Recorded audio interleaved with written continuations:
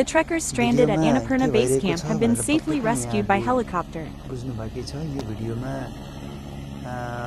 Annapurna base क्याम्पमा पर्वतारोहण गर्न जाने क्रममा भारी हिमपात भइसके पश्चात त्यहाँ यात्रुहरू अथवा पर्वतारोहीहरू अलपत्र परेको अवस्था थियो र केही घण्टाको प्रतीक्षापछि उनीहरूको उद्धारको निमित्त यसरी हेलिकप्टरको प्रयोग गरेर उनीहरूलाई उद्धार गरिएको हामी देख्न सक्छौँ।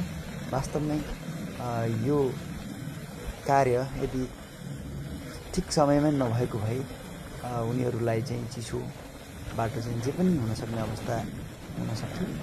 धन्न समयमा नै उनीहरूको उद्धार गरिएकाले उनीहरूको चाहिँ थप क्षति हुने कुरा भएको छैन भन्ने बिचमा अझै कति यात्रुहरू चाहिँ अलपत्र परिरहेको हराइरहेको भन्ने समाचारहरू पनि आइरहेका छन्। हामीलाई आशा छ अब यो कुराहरू चाहिँ सत्य साबित नहोस्, किनभने सबै पर्वतारोहीहरू सकुशल रहन्। अब त्यसमा देश विदेश जहाँसुकै भएका मानिसहरू भए पनि उनीहरूको सकुशल उद्धार गर्नुपर्छ र यो कार्यमा राज्यले जुन पहल कदमी गरेको छ यसको लागि हामी धन्यवाद दिनुपर्छ र यस्ता कुराहरू छिटोभन्दा छिटो हामीले चाहिँ गर्नुपर्छ। धन्यवाद।